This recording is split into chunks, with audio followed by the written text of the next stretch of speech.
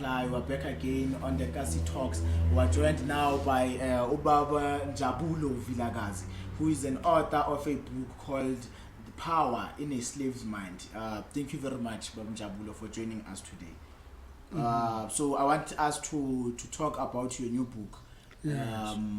Just quickly take us through about the content of the book. What inspired you to write this book? Maybe if you can start there. What inspired you to write this book? Am I obliged to immediately answer the questions? I cannot go back. Okay, to you can something. you can even. Okay. I would be happier if you called me Paul Njabulo Vilakazi. Okay. Because okay. Paul is a brand name. Okay. Though you could call it a slave name. Right. But it has become a brand. Right. You know what I mean? So it's not you're easy more to comfortable. discard it. Okay. Paul Njabulo Vilakazi. Yes. And so because I've been around. Yes. Yeah. Okay, so what inspired you to write the book? Well, it's actually a revised version. Right. Yes, it's a revised version of the book with the title "Chains Too Good to Lose," Right. Which I self-published Right. in the past year, Right. 2019, and it was motivated by my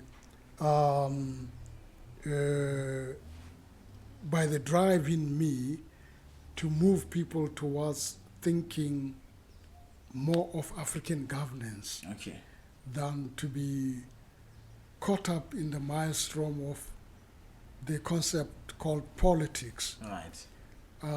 Because politics to me does not make sense in Africa unless you assign it to a certain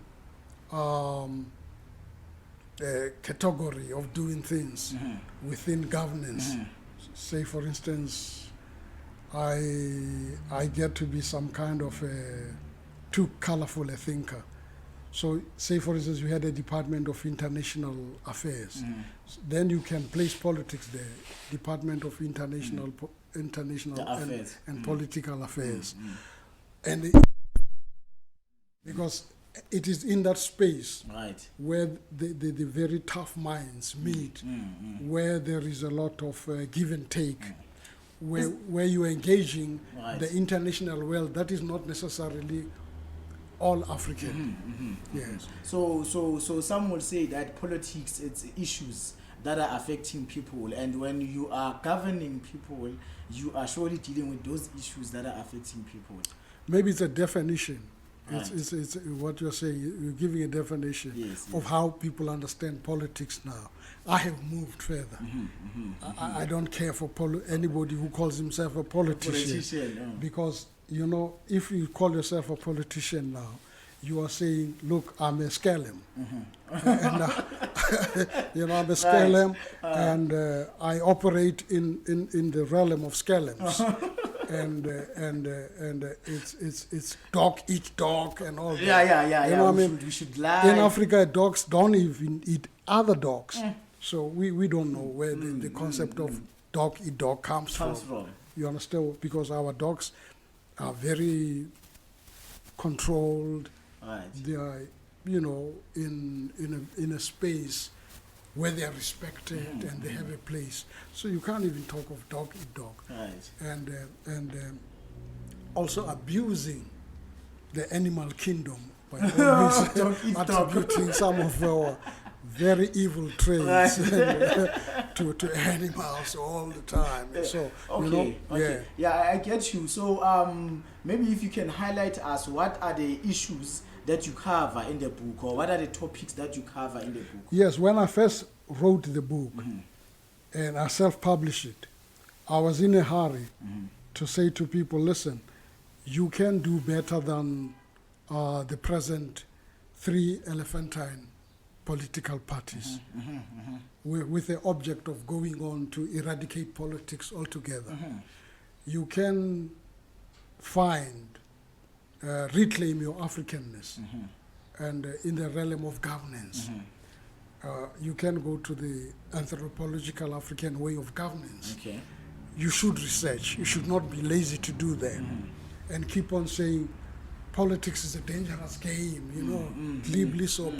So why should people be called politicians if it's a dangerous game? If you came to people and say Christianity is a dangerous religion, they will begin to frown. You say it is a good religion. So there's nobody who says politics is a good, you know. Say it's a dangerous game. It's a dangerous So game. And our people are, Yes. Yeah. So that means whatever that the politicians are doing, it's playing a game. Yes. Okay. So does this then come from your dissatisfaction with the way Africa is governed? The way Africa and South Africa is governed, I always zero in on South Africa, because right. I think I'm grounded in South Africa. Okay. I love Africa. I'm an African, but there are a lot of dynamics in South Africa that I'm rooted in. Okay. So, for instance, I'm trying to say here in this book that South Africa, by the way, have we dealt with the title of the book? Have you mentioned it? Yes, I have mentioned it. I've mentioned it. It's a power in the slave's mind. That's right. Right. Yes. I'm trying to say South Africa should be a better launch pad for every concept that works for us. Pan-Africanism, you know, in African internationalism, whatever you call. South Africa is well placed to be a launch pad for such. So we must deal thoroughly with South Africa. You understand what I mean? I'm getting you. Yes, and so that we are always not fly about, hey, Pan-Africanism and so on. Because when we do that, in most cases, we are deluding people. We are also, you understand what I mean? We are distracting them from thinking about the home corner. Right. And they end up thinking about Pan-Africanism, and you even sound radical, more radical and more relevant. Right. You understand? We must look at the realities of South Africa and deal with them. Yes, this is what I'm talking about in this book. Right. The slave mind in South Africa. I wanted to ask you about the slave mind. The slave, who is the slave? The slave in South Africa, you'll be surprised. It does not have color. It's the slave in South Africa. The slave mind is the native, the native mind that you could refer to as the Bantu, right, and the people who are so-called colored, right, the mixed people right, of mixed descent, right, and our Indian, you know, fellow citizens, and the Afrikaner as such, the people are called, who are referred to as the Boers. Right. They have they're steeped in slave mind. Yes. And then maybe I'm not sure whether I should go into these who are called English, so-called English speaker, with an anomaly. You are born in South Africa, have been here for so many 100 years, but you are an English-speaking South African. Right. Just to confuse people more, and so that you can continue to manipulate people. And those think they're smarter. You understand what I mean? And that's why the Afrikaner call them the sout peel. They carry two passports. Right. Which means their peel is hanging in the sea.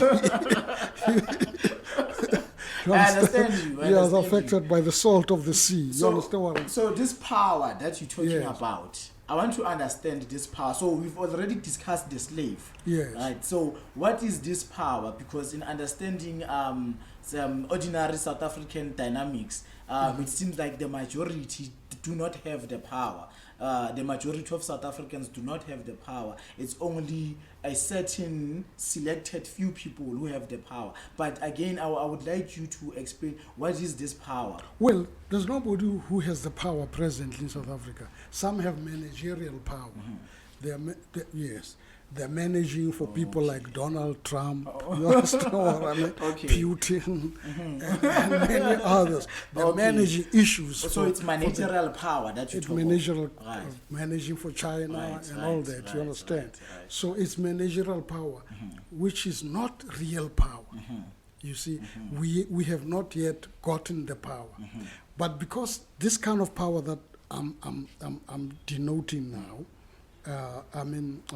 that I am You talk of denuding. uh-huh.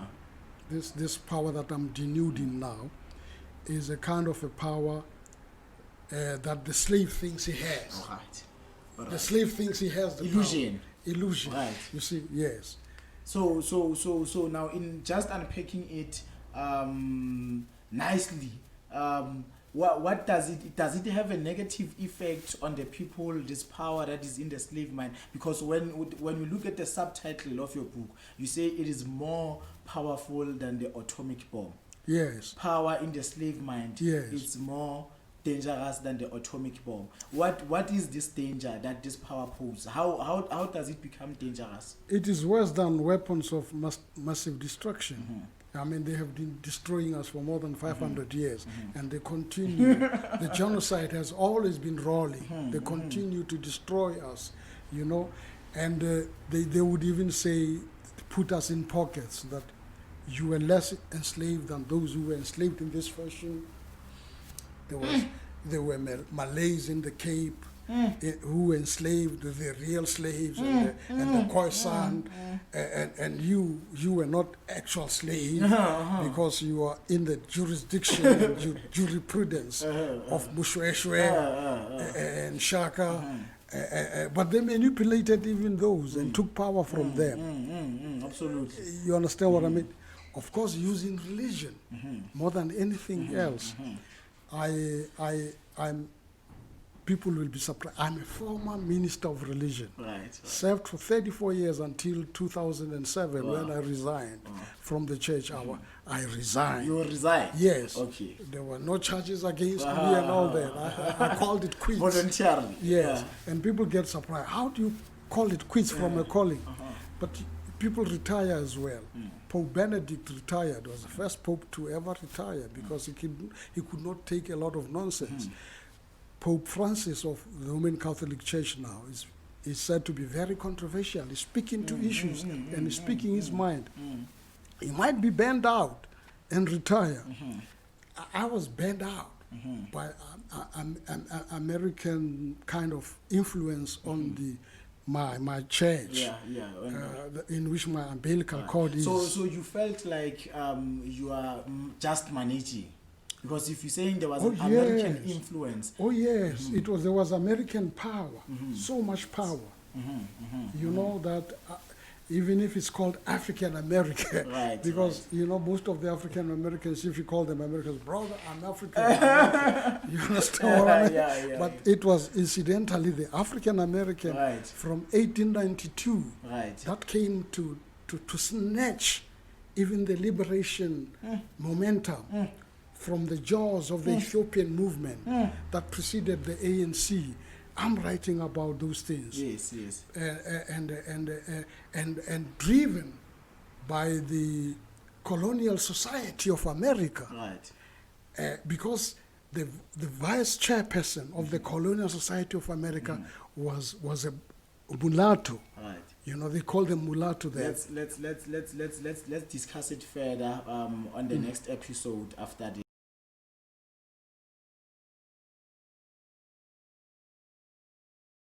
Yeah, it is what it is, what it is, do not apply. We're back again with Paul Njabulo Vilakazi, and we're still discussing his book, which is called Power in a Slave's Mind, which is more dangerous than the atomic bomb. So we were still discussing about how these black people, which you somehow call slaves, who are administering the power that is sort of borrowed to them by Western powers, how they are somehow abusing the power, which is that phenomenon you call being more dangerous than the atomic bomb. Can you elaborate further on that? That's a tough one. For instance, I don't relish in calling black people slaves. Okay. You understand? Africans are Africans, but they are Africans who had been turned into slaves, and so if I have to say all, a blanket thing over Africans as slaves, I would be really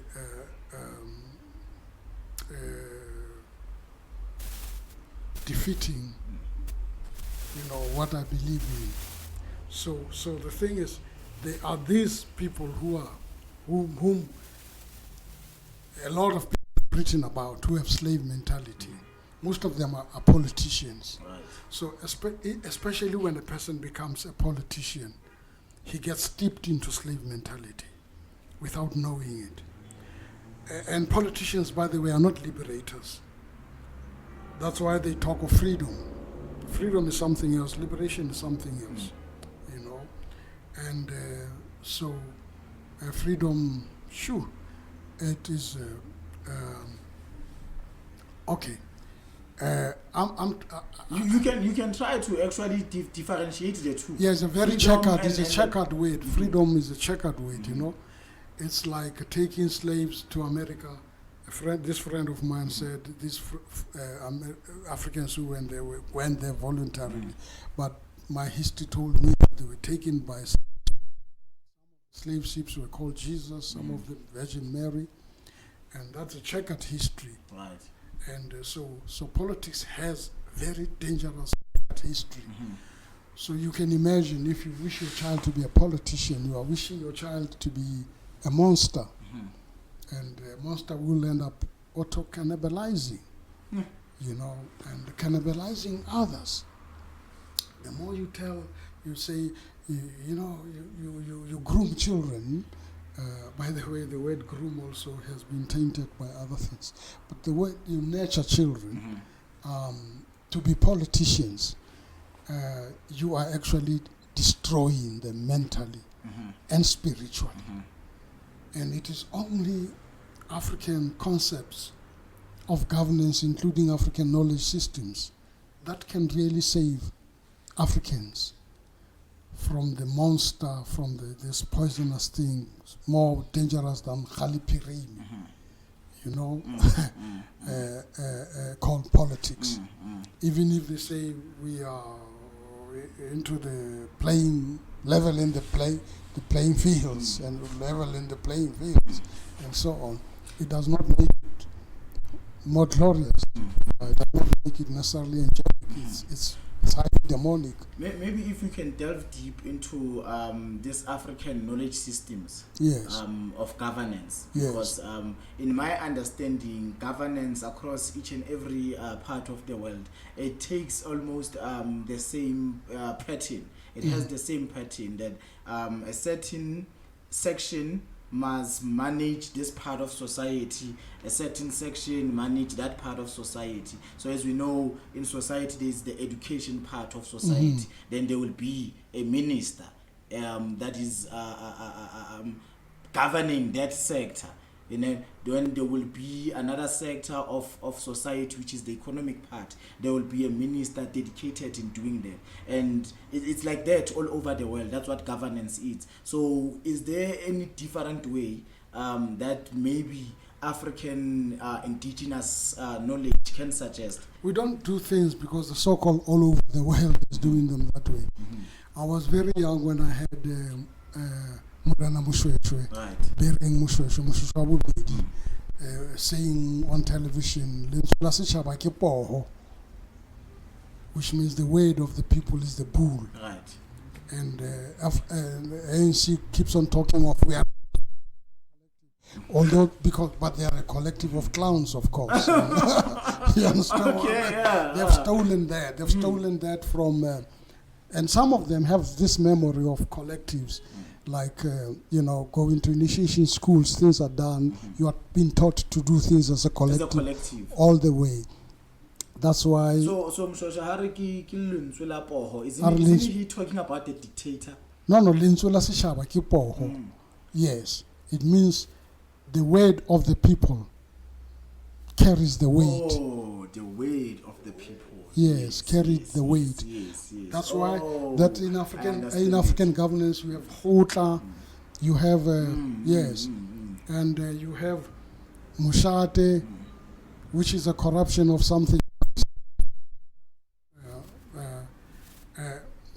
I had somebody explain it's a corruption or something. So I like you saying Lensula Sichaba Kipo Eh. and you quoting Moshwesho. Yes. And that is what democracy always preaches. Mm-hmm. That they let the weight of the people govern. Yes. But again, you're saying there's a problem with this government because democracy is a Western philosophy. Yes. According to the books, it was Yes. originated by Aristotle, who was in Greece. Mm-hmm. So now, the same Aristotle wrote a book that is called Politics. Now, where he was giving the term politics meaning. So if you're saying politicians and politics is dangerous, let's opt for African indigenous way of governance. And you're talking... Aristotle was a Greek, isn't it? Mm-hmm. They stole a lot from Africa, Mm-hmm. from Timbuktu and many things. They stole the African philosophies. Even the very same Hellenistic-based Bible was stolen from them, from us. From Africa, So the source is always African. So the source is always the same. Yes, it is African. So at So what you call point- it democracy today, I will say if you call it democracy, I will be excited. So yeah, I want democracy because this is the only vocabulary I have. So at what point does politics and politicians become dangerous? Because these are the same people preaching democracy. These are the same people debating whether democracy will work or we need another system. They are debate the ideas so that we can have one idea that we all agree on. But you are saying it is dangerous. Politicians are dangerous. At what point do they become dangerous? I'm not sure really whether I said they're dangerous because diction is very important to me. Right. They are a real poison. Right. You know, dangerous is a mild word. Okay. You know, they are a poison of the African soul. Politicians, including everything, the Westminster system and all that, the 21 Galoo systems at Parliament, people touching their hearts. It's all bullshit, man. I'm sorry to use that. Sure. I'm not so sorry. Sometimes I pretend to be sorry because I want to sound civil. But I don't know. I'm 68 years old. I'm not going to sound civil anymore. Right. Westminster system, whatnot and all that. It's all deceit. It's a movie, it's Hollywood.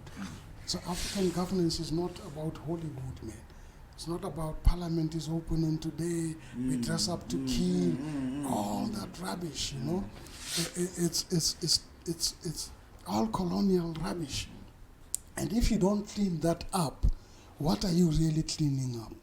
If you don't clean that up, why do you have a house of, they used to have a House of Senate. Now you have the House of what? In England, they have the House of the Lords. Yes. This one is called the House of what? In which Thandi Modise was presiding. It's National Assembly. No. The house, the separate house. Right. Of traditional leaders. Yes. And another one, you know.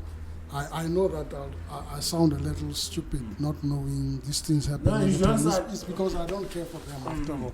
Because it's a whole House of Senate and all that. Now, even African governance, they were whole class. They were, whole class where people met almost on daily basis. And their economy was woven around that as well. When some of them went to plow, like their women folk and so on, they would be discussing certain issues that are deeper. Not that they didn't go and help the women, but they would be, and we were patriarchal as well. Though, of course, other parts of Africa and other traditions were matriarchal. But where we became more patriarchal, we began to colonize even the Khotla. It became a man's issue. Yeah, only men must be there. But Khotla is a Khotla. Where when you say we are Khotla, you that's where they discuss issues. And the Khotla would resemble something like when we're fighting apartheid, when the heat of fighting apartheid, we used to have street committees. Now street committees are not there anymore. And people frown about street committees because white men does not want street committees. It's not like the white people. Let me tell you something very controversial. And I'm going to say it now because you're challenging me. When Dr. Kumalo's father died, Pro Kumalo, I preached the sermon there. And as I was preaching, I said something to the effect that we must bring back the street committees. And Tokyo Sekwale was a premier of Gauteng. He was sitting there at the back. He came late. And they allowed him to speak after my sermon. And traditionally, you don't allow anybody to speak after the sermon. But because he was a premier, he came to talk. And he trashed what I was saying. He says, we will never bring those committees back, street committees back. So he was not addressing the mourners and everything. He was addressing you. He was addressing the master, not even me. He was not even insulting me. He was addressing the money back. So don't worry about this one. Don't worry this about one. this If one. If you happen to know that this reverend said this, don't worry. We are not with him. Yeah, so he's addressing the master. That's right. He's addressing the master. And sometimes the mistress, we forget the mistress. not in a very salacious way, but okay. Master has a partner. Now, as we were moving with the cottage out, I was leading the cottage. He comes down to me from the stage. He says, I agree with you. Yeah. We knew each other personally. We had done things together. I worked for South African Council of Churches. I had interacted with him a lot. He says to me, friend, I agree with you. You see, so I'm a politician. Personally agrees, but to the master must not know that. That's why the Zulu King, our Zulu King, always speaks English, and I want to cry because he has no right to speak the English. You know? And so after that, after he said that he agrees with you. He agrees with me. The following day, I was a pastor at Orlando East AME Church. The following day at 12 o'clock, there were other opinion formers there, like Zwelakhe Sisulu was an editor of a newspaper. And Zwelakhe Sisulu called me. It was 12 o'clock, and Zwelakhe said with a very heavy voice, he says, Reverend, we agree 100% with what you said yesterday. And